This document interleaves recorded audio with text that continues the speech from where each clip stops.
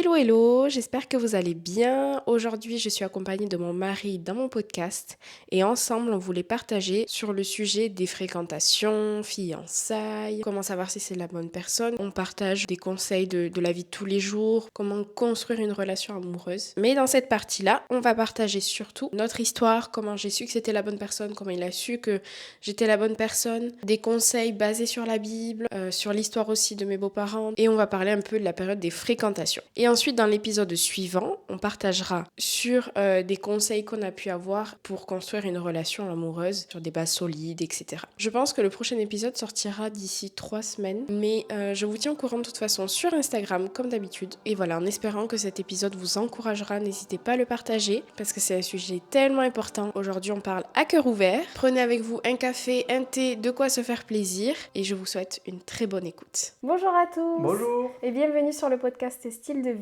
Aujourd'hui, je suis accompagnée de mon mari. Donc tous les deux, on s'est fréquentés pendant 3 ans. Ça fait 6 ans qu'on est ensemble. Et donc on s'est fréquentés 3 ans, mais au bout de 2 ans, tu m'as demandé en fiançailles.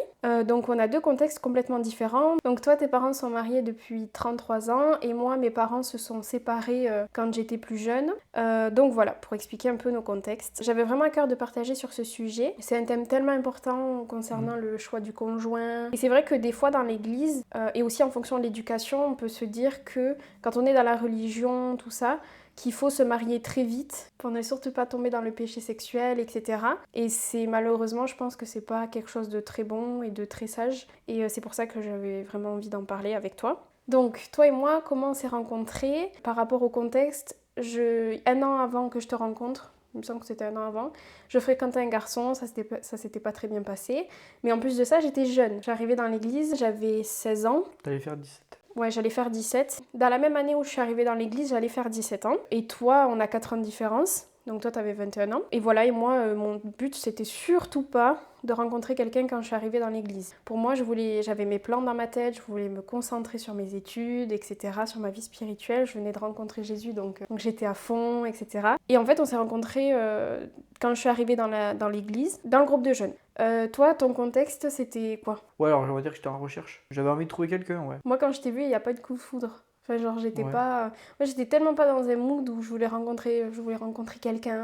Enfin, je t'avais même pas remarqué, quoi, la première fois. Moi, j'étais juste trop contente d'arriver à l'église, de voir plein de jeunes chrétiens et tout. Moi, tu m'avais plu quand je t'avais vu. Oh.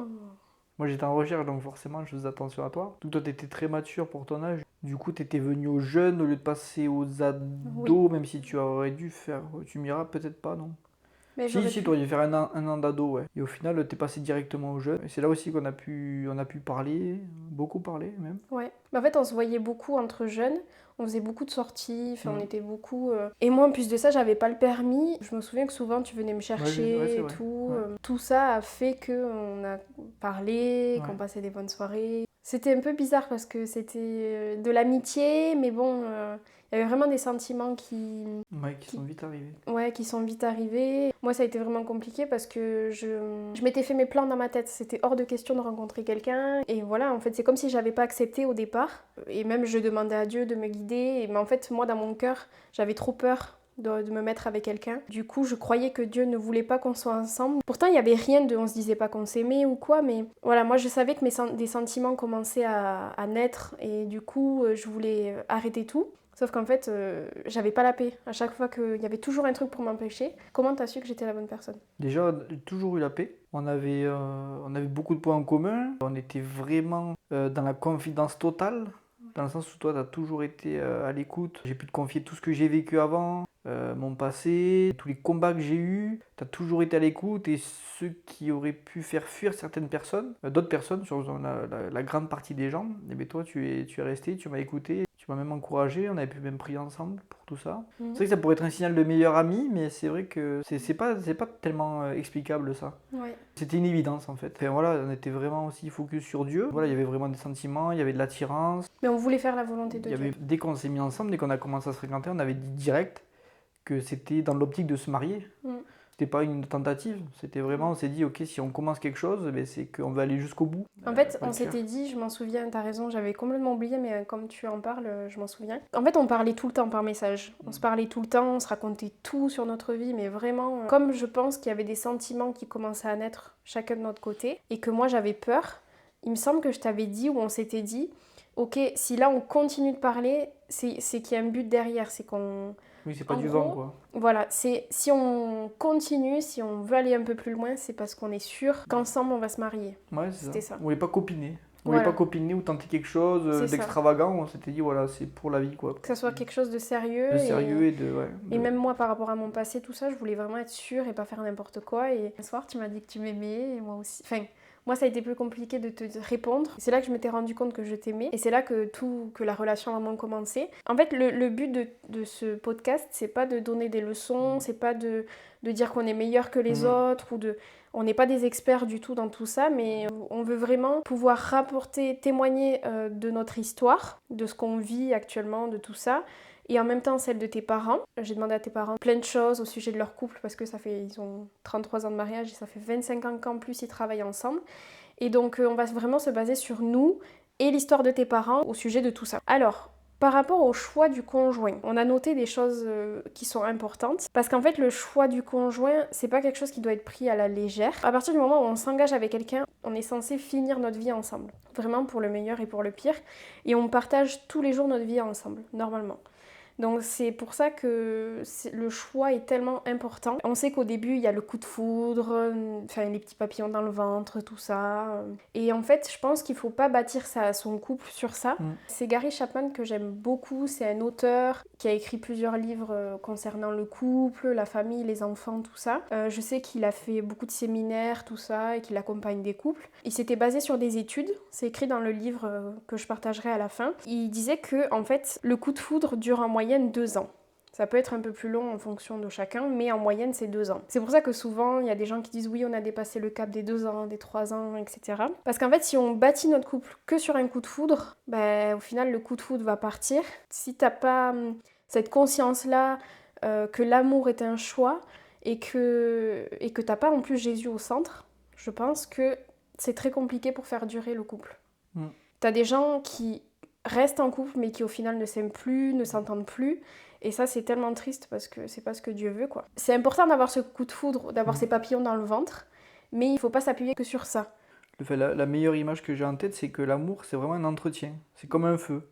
C'est-à-dire que voilà, le coup de foudre, vous avez presque tout qui va brûler, d'instinct, en fait, tout va brûler. Sous le feu, il n'y a pas besoin de rajouter des choses, tout va se maintenir. Et bien, au bout des 2 ans, voilà, c'est un choix.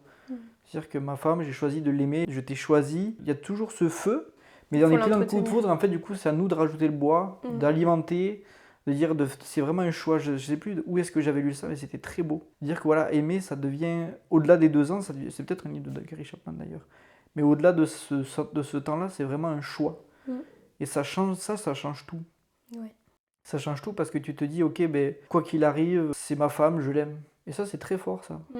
Et ça, je suis vraiment dans cette phase-là, moi, où j'ai dit, voilà, c'est mon choix. C'est ça. Voilà, c'est mon choix. Il y a toujours comment dire, il y a toujours c'est pas qu'il n'y a pas la flamme, mais c'est pas la même intensité, pas dans le sens où on s'aime moins, justement, je l'aime encore plus qu'au début, mais c'est un autre amour. C'est un amour différent.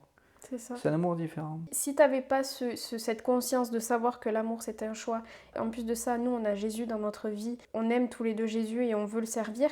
Si t'as pas, je pense, cette conscience-là, c'est très difficile de rester avec la personne.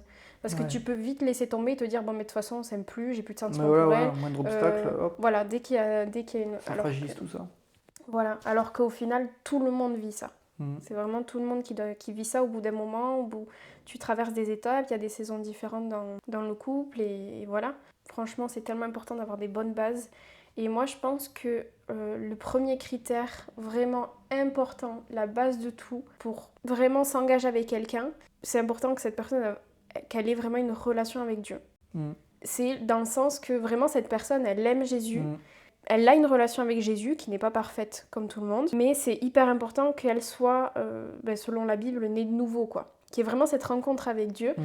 Pas juste croire en Dieu ou juste croire en Jésus parce que ça fait pas tout. Croire. Quelqu'un qui suit Jésus, qui vit sa vie avec Jésus. C'est dans 2 Corinthiens 6, 14 qui dit « Ne vous mettez pas avec des incroyants sous un joug qui n'est pas celui du Seigneur. En effet, ce qui est juste peut-il s'unir à ce qui s'oppose à sa loi? La lumière peut-elle être solidaire des ténèbres? Le Christ peut-il s'accorder avec le diable?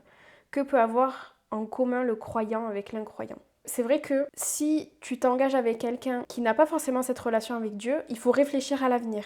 Parce que si tu as des enfants avec cette personne-là, comment vous allez faire pour l'éducation des enfants? Si tu as des services à l'église, ça prend du temps. Ça prend du temps et tu le fais toute seule et t'as pas ton mari ou ta femme qui t'accompagne. Pour prier ensemble aussi, pour lire la Bible ensemble, échanger sur ces sujets-là. Parce que c'est la base de tout en fait. Nous, on vit pour Jésus. Notre premier amour, c'est Dieu. Et je pense que ça, c'est un critère qui est tellement important, même pour pouvoir avancer dans notre couple. Et moi c'était vraiment mon premier critère, et selon la Bible, c'est un critère qui est très important. Enfin, le but de la Bible, c'est de pouvoir encourager et nous guider vers le chemin de Dieu. Donc Dieu, c'est le meilleur conseiller, et que la personne ait Jésus dans sa vie, c'est la base de tout. Juste pour préciser, parce que moi c'est un truc avec lequel je préfère préciser. La Bible, oui, nous dit de ne pas nous mettre sous un joug étranger, mais c'est pas parce que les chrétiens, entre guillemets, sont meilleurs ou valent mieux que les autres qui ne sont pas chrétiens, c'est juste une histoire de principe, de valeur. Déjà, quelqu'un qui ne va pas forcément comprendre que notre numéro 1 c'est Jésus,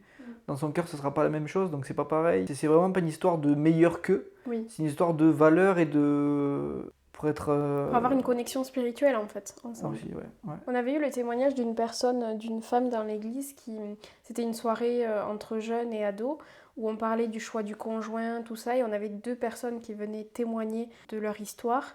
Et cette personne s'était mariée et elle a vécu sa vie avec quelqu'un qui n'était pas forcément chrétien, enfin qui n'avait pas de relation avec Dieu. Au début, c'était l'amour fou, et puis en fait, elle voulait se convaincre qu'elle allait l'amener à Jésus, et au final, pas du tout.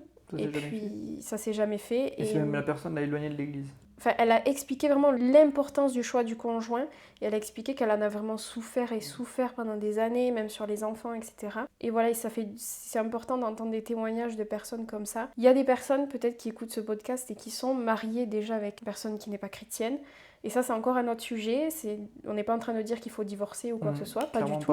Là, c'est un autre sujet et on n'en parlera pas parce que voilà. Là, on parle vraiment des personnes qui ne sont pas encore engagées dans le mariage. Deuxième critère, hyper important, c'est que la personne, bien sûr, nous plaise. Parce que c'est bien qu'il faut qu'elle soit chrétienne, mais si elle nous plaît pas, voilà. Deuxième critère qui va avec le premier, il faut surtout que la personne nous plaise physiquement et mentalement. Parce que tu vas vivre avec cette personne, tu vas dormir avec cette personne, vous allez avoir une intimité, et voilà, c'est la base, que la personne te plaise physiquement et mentalement. Mais je pense que l'attirance peut aussi venir après. Oui. Quand tu te fréquentes, oui, il faut être attiré, mais je pense que certaines personnes rencontrent des gens, ils l'apprécient vraiment, il y a un attachement, mais il n'y a pas forcément cette attirance encore. Alors de mémoire, on avait un responsable ado qui justement nous partageait cette expérience où sa femme ne lui plaisait pas forcément au départ.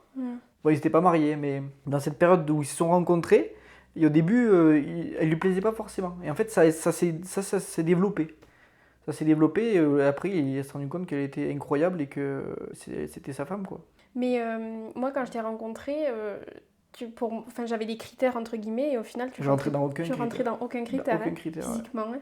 Et pourtant pour moi t'es le plus bel homme de ma vie. Enfin, c'est une évidence, mais c'est venu, t'as raison, c'est venu après où tu te rends compte de tes sentiments, et en plus de ça, waouh quoi. Mais après c'est important que voilà, la personne au final te plaise, et mentalement aussi. Bon, c'est très important aussi.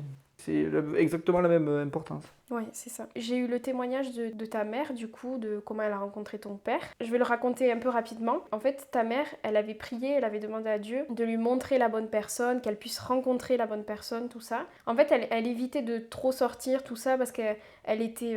entre guillemets plus faible, dès qu'il y avait un garçon qui venait vers elle, pour elle, elle pensait que c'était la bonne personne, tout ça, donc elle faisait attention à ça. Et en fait, elle avait rencontré un garçon qui lui plaisait physiquement et qui lui avait avoué ses sentiments, et c'était dans un camp, et en fait, elle s'est dit, purée, ça y est, c'est la bonne personne, tout ça, et en fait, elle s'est rendue compte très rapidement que c'était pas du tout la bonne personne pour elle, parce qu'au final, en termes de caractère, ça n'allait pas du tout, en fait. Le jour du Nouvel An, il y avait un spectacle, Et du coup, c'est là qu'elle a rencontré ton père. Enfin, je crois qu'ils se connaissaient déjà d'avant, ou je sais plus, mais bon. Elle avait remarqué ton père, quoi. Mais en fait, justement, lui, il ne lui correspondait pas forcément physiquement, par rapport aux critères qu'elle avait, mais elle aimait bien sa façon de diriger les choses, elle le trouvait charismatique, tout ça. Et puis, en fait, je crois qu'ils ont appris à se connaître, et en fait, tout s'est fait naturellement. Et en fait, c'est comme ça qu'ils se sont rencontrés, qu'ils se sont mis ensemble, tout ça. Je sais que les parents étaient en accord. Les parents de ta mère savaient que c'était lui. Enfin bref, tout un truc. Et du coup, voilà, donc juste petite parenthèse de ce témoignage que je trouve super parce que ça montre que on peut avoir des critères. On peut trouver beau quelqu'un, mais ça veut pas dire que c'est la bonne Ouais, personne ça fait pour pas toi. tout, ouais, c'est Ça clair. fait pas tout. On prie, Dieu montre-moi la bonne personne, tout ça. Et regarde, il y a eu ce garçon qui est apparu dans la vie de ta mère, qui lui a avoué ses sentiments et s'est dit oh il est beau, tout ça, et puis finalement ça n'allait pas du tout. Donc faut pas s'arrêter qu'au signe aussi, enfin bref, voilà. Ah oui, clairement. En fait, il faut parler de tout. Avant de se marier, fiançailles, je crois qu'il faut déjà en être là parce qu'au final, c'est une promesse. Une En fait, fois les que t'es fiançailles, c'est une promesse de mariage. Ça veut dire qu'une fois que tu as la fiançaille, ben voilà, c'est juste l'organisation du mariage. Bien sûr, il y a encore des choses à vivre ensemble, mais il faut vraiment qu'avant cette période, tout soit mis au point. Et s'il y a eu des oublis ou quoi, il faut les mettre en règle avant de se marier. Mais vraiment, les fiançailles, c'est la période, c'est une promesse de mariage. Du coup, il faut que tout, le maximum soit mis, en comment dire, lumière. soit mis en lumière, soit avant. Ouais. Et je sais que nous, c'est ce qu'on a fait, on s'est vraiment confié, mais je pense qu'on a été vraiment transparent complet. Il faut prendre en compte, bien sûr, t'as le physique, l'être intérieur, mais il y a aussi justement dans l'être intérieur, il y a tout le vécu de la personne. Ouais. Et c'est super important de connaître vraiment la personne avec qui on va se marier. Du coup, c'est pour ça qu'il faut parler de tout avant les fiançailles. Il y a une alliance déjà faite et tu prépares ton mariage en gros. Même il peut se passer encore des choses pendant la fiançaille, tu peux rompre tes fiançailles, mais là il y a des cas spéciaux. Mais c'est vraiment les fiançailles, c'est une nouvelle étape. Et tu bascules vers le mariage, mais vraiment très vite. Alors il y en a qui vont se fiancer, qui vont se marier 3 ans après, enfin je sais même pas. Non, Voilà, normalement, quand c'est t'as pas... quand C'est obligé, enfin, c'est une promesse de mariage. Mais en général, oui, quand tu es fiancé, quand tu t'es dans attends pas. l'église, souvent. T'attends pas 15 ans pour te marier parce que bon, forcément. Et du coup, c'est hyper important de connaître la personne, de connaître son passé, de connaître qui elle est vraiment, le caractère, parce que dites-vous que vous allez vivre ensemble tous les jours de votre vie ensemble. Mm. Et du coup, le soir, vous vous retrouvez ensemble, ça dépend des horaires de boulot, mais il y en a certains qui travaillent ensemble. Si vous êtes quelqu'un de très fermé, que votre femme est très ouverte, par exemple, ou inverse, que vous avez une tranquillité, qu'elle a besoin justement de s'exprimer, tout ça, c'est vraiment un travail. C'est important de passer du temps ensemble et de vraiment découvrir le caractère de l'autre. Ouais. Et de dire, ok, d'être transparent, de dire, ok, écoute, moi je suis comme ça, tel truc, je réagirai comme ça. Il y a des choses que vous allez vivre ensemble que vous n'allez pas connaître avant le mariage. Par exemple, dormir ensemble, le réveil ensemble. En fait, il faut vraiment vraiment être transparent. Surtout. C'est important de connaître, de comprendre et de connaître la personnalité de l'autre personne. Parce que, comme tu disais, si la personne est introvertie, si l'autre est extraverti, bon, est-ce que vraiment ça va fonctionner? Parce que, bon, bien sûr, tu acceptes, etc. Mais il faut vraiment réfléchir à ça et savoir que tu vas vivre tous les jours avec cette personne. Ouais. Ça ne veut pas dire que la relation va être parfaite. Et ça sert à rien d'avoir des critères de je veux qu'il soit comme ci, comme ça, qu'il ait un caractère comme ci, comme ça. Parce que personne n'est parfait. Mais c'est important d'être en accord. Et voilà, t'as des personnes qui sont plus calmes, d'autres qui sont plus timides, d'autres qui sont plus réservées, et d'autres qui sont plus extravertis, qui ont besoin de sortir, qui ont besoin de voir souvent les amis, tout ça. Et ça, c'est important de le savoir. Un autre critère qui est super important, c'est d'avoir aussi une vision commune. Par rapport à l'église, par rapport au travail, par rapport aux enfants, par rapport à l'argent, tout ça, de vraiment avoir la même vision. Ça ne veut pas dire qu'on va être d'accord forcément sur tout, non. Mais c'est important d'être en accord sur beaucoup de choses quand même. Oui. Voilà. Même par rapport au service, par rapport au sport aussi. Des fois, tu as des personnes dans un couple qui sont très sportives, qui prennent beaucoup de temps. Ouais, ça c'est aussi très important. Voilà pour ça, et ça il faut l'accepter, il faut être en accord, enfin voilà.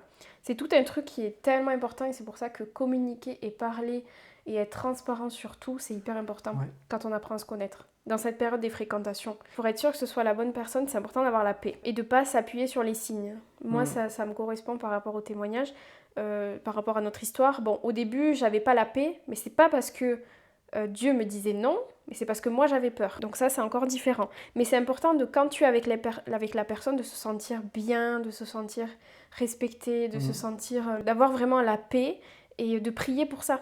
Surtout, priez pour votre choix du conjoint, même avant de rencontrer quelqu'un. Priez pour la personne que vous allez rencontrer et priez pour que Dieu puisse vraiment vous aider à faire sa volonté, quoi. Et Dieu, il fait les choses parfaitement en son temps. Mais des fois, on comprend pas tout, mais voilà. C'est hyper important aussi, je pense, quand on est avec la personne, d'être un peu comme des meilleurs amis. C'est-à-dire que, tu l'as dit, nous, on se confiait tout comme des meilleurs amis. Et ça, c'est, je pense, la base d'un couple. D'être des meilleurs amis, quoi. Et même pour les combats. Ouais. Les combats, chacun dans sa vie a ses combats et c'est important d'en parler. Si vous avez des gros boulets que vous traînez avant le mariage et que vous les dévoilez pas, c'est vraiment quelque chose de lourd. Et si votre femme n'était pas ou votre mari n'était pas au courant, ça peut entraîner... Ça peut détruire un mariage. Ça peut détruire un mariage, hein, en fonction des boulets. Puis il y a des gens qui ne tolèrent pas du tout certaines choses, il y en a d'autres qui vont pas être ouverts du tout, du coup ils vont dire waouh, t'as fait ça, oh là là, ça me choque de toi, nana. Et ça peut vraiment dégrader l'image que votre mari ou votre femme a de vous. Et c'est pour ça que c'est hyper important d'être vraiment clean. En fait, tu te dis, il n'y a aucun dossier qui peut sortir sur moi d'un coup et que ma femme va être surprise, en fait. C'est ça, en fait. Il faut de la transparence, il faut de l'honnêteté, en fait. Il faut vraiment de l'honnêteté, de la confiance. Donc, ça, c'est de la confiance. Je pense que tout n'est pas utile à dire non plus. Oui.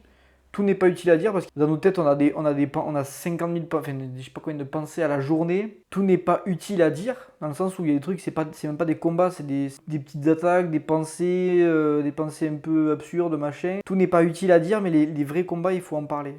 Il faut en parler. Et je sais qu'il y a des églises où des fois il y a un prophète qui dit oui, j'ai eu telle prophétie, ou même des personnes qui vont dire à une personne Dieu m'a dit que tu seras mon mari, Dieu m'a dit que tu allais être ma femme, tout ça. Et ça, mon Dieu, faut surtout pas bâtir son couple sur ça. Ah ouais, non. Parce que c'est tellement un piège et c'est faux. Enfin, moi, personnellement, je suis pas d'accord avec ces choses-là. Quand tu connais pas la personne, c'est des choses que tu gardes pour toi, je pense, et que tu ne dis pas. Après, ça dépend du contexte. Si c'était vraiment une période de fréquentation plus, et que tu es vraiment en recherche de paix, de réponse de Dieu, des deux côtés, ouais, pas forcément non plus. Mais s'il y a une personne qui est sûre, l'autre elle n'est pas sûre, et que cette personne pas sûre vient voir la personne sûre en disant écoute, voilà, je sais pas, j'ai une vision, j'ai eu un truc, et je suis en paix, je t'aime, enfin bref. Là, ça peut être une prophétie, entre guillemets. Mais ouais, ça dépend vraiment du contexte. Ouais. Si quelqu'un que tu connais à peine et il te voit, il te dit oh là là, je t'ai vu dans mes rêves. Ouais, mon Dieu. Je t'ai vu dans mes rêves, machin. Ouais, ça existe, ouais. C'est pour ça qu'il faut s'en méfier aussi. Ouais. Et rechercher toujours la validation de Dieu. Hein. Ouais, toujours dans ces phases-là, rechercher toujours. Parce que le plus grand prophète, c'est notre cœur. Il y a un verset que j'aime trop, c'est dans Psaume 32,8 qui dit je t'instruirai et je te montrerai la voie que tu dois suivre. Je te conseillerai et j'aurai le regard sur toi. Quand on est sûr que c'est la bonne personne, etc., je pense que c'est important de ne pas se précipiter direct dans les fiançailles, dans le mariage, parce qu'il faut prendre le temps d'apprendre à se connaître. Ouais, c'est trop important d'apprendre à se connaître. Ouais. Après, il y a certaines personnes, en fonction, nous aussi, c'est parce qu'on a pris du temps aussi, parce que c'était notre contexte qui faisait que on aurait été plus âgés tous les deux, je pense qu'on serait allé plus vite, dans le sens où on aurait une situation, toi tu étais en études, moi je travaillais. Et puis on avait besoin de guérir de certaines choses. On avait besoin de guérir de certaines choses aussi. C'est pour ça que c'est très important de prendre son temps. Ouais. Peut-être qu'on se serait marié plus tôt, sans s'être découvert comme on s'est découvert, peut-être que ça n'aurait pas marché. Ouais. Je pense qu'on a vraiment fait les choses bien, dans le sens où on a vraiment été dans la confidence, dans la patience, on a vraiment prié, on a pris notre temps. Oui, en fait, moi j'allais faire 17 ans, j'étais encore dans mes études, tout ça, mais en fait, Dieu il fait vraiment les choses parfaitement. Nous, on avait du mal à se dire... quand tu as des moments où tu es trop tenté, tout ça, tu te dis purée, mais pourquoi attendre autant de temps? Mais au final, Dieu, il fait les choses parfaitement. Alors, faut être sage aussi, parce que nous, au début, on s'était dit qu'on allait attendre 4 ans. Ouais. Je sais pas pourquoi on s'était mis ça dans la tête. C'est une histoire d'études, je crois. Ouais, et finalement, ça s'est même pas fait. Et je crois que c'était quelqu'un qui nous avait dit, ouais, mais pourquoi pas 3 ans, ou je sais plus quoi. Et au final, c'est vrai qu'on avait réfléchi, et puis c'était pas... voilà, quoi. Ça servait à rien d'attendre encore un an de plus. Et au final, ouais, tout s'est fait parfaitement. Chose très importante, avant de s'engager dans le mariage, on voulait surtout régler nos problèmes. Je dis pas devenir parfait, mais... C'est pas possible. Régler ses problèmes par rapport au passé, des blessures intérieures, tout ça. Et c'est pour ça que je pense que Dieu, il a fait les choses parfaitement. Si la personne a des combats, que ce soit par rapport à la sexualité, la pornographie, des addictions et tout, c'est des choses qu'il faut vraiment régler avant le mariage. Parce que quand on parle de sexualité, c'est un point qui est hyper important. Parce que s'il y a des infidélités, s'il y a des choses comme ça, ça peut être des causes de divorce. Donc c'est pour ça qu'il faut régler tous ces problèmes avant. Même si tu as des choses, des blessures qui vont ressortir après le mariage. C'est important de le dire aussi. Oui, parce que par exemple, moi ça a été le cas sur certaines choses. rien à voir, ça n'a pas été des cas graves par rapport à la sexualité ou des addictions, mais ça a été des choses, des blessures intérieures émotionnelles, des choses en lien avec mes parents, tout ça, que j'ai pu régler pendant le mariage, mais ça ne nous a pas affecté dans notre relation à nous. Ça t'a affecté toi Ça m'a personnellement? affecté moi Et personnellement. moi indirectement, parce que forcément ça t'affecte, ça m'affecte. Oui, Mais voilà. c'était pas un enjeu de couple, on va dire. Enfin, Voilà. voilà. C'était pas quelque chose, un problème de couple. C'était un problème personnel. Donc ça, c'est des blessures qui peuvent ressortir peut-être quelques temps après. Mais voilà, c'est important de parler de tout. Et ouais, parler de tout. Mais même, soyez, je pense, aussi indulgents l'un envers l'autre. Ouais. Dans le sens où, par exemple, voilà, c'est comme on disait, c'est important de connaître avant. Dans le sens où, si moi, par exemple, j'ai un problème avec la pornographie, que c'est un combat pour moi, j'essaie de régler les choses avec Dieu, on prie ensemble, machin, ok.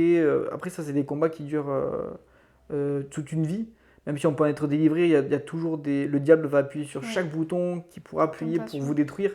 Du coup, si, par exemple, je sais pas, votre mari, votre femme était addict à la pornographie, en a été libéré, entre guillemets, et qu'un jour, ben voilà, il vient vous voir en disant, écoute, chérie, voilà, là, je suis retombé, machin. Alors, oui, il y aura de la colère, il y aura sûrement de la colère, il y aura du... Je sais pas quelles émotions vous ressentirez, mais il faut se mettre à la place l'un de l'autre et de dire, ok, il y a eu cette honnêteté de venir me voir, voilà, vous voyez ce que je veux dire, c'est... Oui, mais ça, c'est une base de... C'est par rapport aussi à la communication, je pense. Ouais, Mais je comprends, tu veux dire que c'est normal de ressentir de la colère, tout bien ça, sûr, mais c'est bien important sûr. d'être indulgent. Et de pardonner aussi, Ouais, de pardonner, mais ça, que c'est... c'est la base. C'est la base, je pense, Mais d'un couple aussi. tu peux te sentir peut-être trahi, tu peux te Oui, mais c'est sentir... normal. c'est normal. Je pense que c'est Mais... là que tu as besoin de Dieu, dans ces moments-là, que Ouais, tu as voilà, besoin de mais l'aide c'est de là Dieu. que bâtir son mariage sur Dieu, Ouais, c'est la meilleure des fondations, et c'est là que, ben, justement, quand le sol tremble, ouais, c'est ça. c'est là que ta fondation va faire en sorte que ça va bouger, mais ça va maintenir. Ouais. Et moi, je sais que ça m'était arrivé que il y avait eu quelque chose, toi, c'était par rapport à des soucis que tu avais eu dans le passé, tout ça. Je sais plus, il y avait quelqu'un qui m'avait dit, mais t'es sûr que tu veux te marier, ou je sais plus quoi, avec cette personne, parce que bon, c'est quand même profond et tout. Et moi, je m'étais vraiment fixée sur mes sentiments, mais sur aussi la promesse, entre guillemets, de Dieu, par rapport à des choses qu'on avait eues, tout ça. Et je m'étais dit, en fait, non, si je veux faire confiance en Dieu, je vais l'aider, l'accompagner, même s'il y a des limites par rapport à ça, que c'est pas moi qui vais régler tes problèmes, mais c'est Dieu. Et des personnes, pas moi, parce que c'était pas mon rôle, mais mon rôle à moi, c'était de pardonner. Aussi, je pense, rester accrochée sur Dieu, parce que si j'étais restée sur mes sentiments et sur ce que je vivais et sur ce que je voyais, On serait peut-être plus on serait ensemble. pas ensemble, enfin on se serait pas mariés même, Non, tu on vois. serait pas mariés, ouais, c'est vrai. Ça, c'était avant le mariage. Bien sûr, c'est quelque chose qui est arrivé et je m'étais dit, bon, ok, c'est dur, Seigneur, aide-moi à pardonner. Bon, c'était pas une faute, c'était pas quelque chose de... C'était pas de l'infidélité ou quoi que ce soit, ça c'est important de préciser, c'est autre chose. Mais c'est important dans ces moments-là aussi de pardonner, mais ça se fait pas tout seul. Quand on fréquente la personne aussi, c'est important de mettre Jésus au centre, de prier ensemble, de méditer la Bible ensemble, d'aller à des réunions, à l'église ensemble, et de s'entourer, d'avoir des amis, etc. Mais c'est important aussi de prier ensemble, mais c'est important de prier Chacun de son côté. chacun de son côté et de prier pour la personne. Parce que ça reste une relation personnelle avec Dieu aussi. Voilà, bien Même si sûr. on fait qu'un, ça reste une relation personnelle dans le sens où chacun doit avoir sa relation avec Dieu. Mm. C'est le père du couple aussi, mais c'est aussi le pilier de chacun de nous deux, séparément. Et c'est important de prier pour les blessures de chacun, de prier pour que moi, de mon côté, je prie pour que Dieu te restaure, te guérisse, te fortifie, t'aide à ne pas tomber dans la tentation, tout ça, etc. Quel autre point tu conseillerais aux personnes qui sont en période de fréquentation? Ça rejoint le podcast qu'on avait fait sur l'abstinence. Évitez de vous voir seul, parce que ça peut être trop vite, même attention, ne vous croyez surtout pas debout. Nous, ça a été un peu notre cas. Au début, franchement, ça va pas dire que la relation a été super saine, dans le sens où il n'y avait vraiment pas de tentation. Je pense qu'on se sentait quand même debout dans ce truc-là, parce qu'on était vraiment carré sur ça. Enfin, le jour où il y a vraiment eu cette tentation, le désir qui a commencé à monter en fonction de l'amour qui grandissait, ça, c'est très dur à gérer. Ouais. Après, c'est notre vécu aussi. Nous, on a eu besoin d'être beaucoup seuls, parce qu'on a eu besoin de beaucoup parler. Ouais. On s'est retrouvés dans une voiture seul, on parlait. On priait même ensemble. Et dans ces moments-là, mais vraiment, c'est là où on a parlé le plus. Je crois que c'était dans la voiture. Quand je te raccompagnais chez toi, on restait devant chez toi. Mais vraiment, on passait des super temps c'est là que j'avais pu sortir tout ce que j'avais sur le cœur, toutes mes blessures, tout ça. Je crois que c'est dans ces moments-là essentiellement que ça se passait. Ouais, mais on avait quand même eu des moments de tentation. Oui, bien sûr, bien sûr. Oui, oui, oui. Et c'est normal.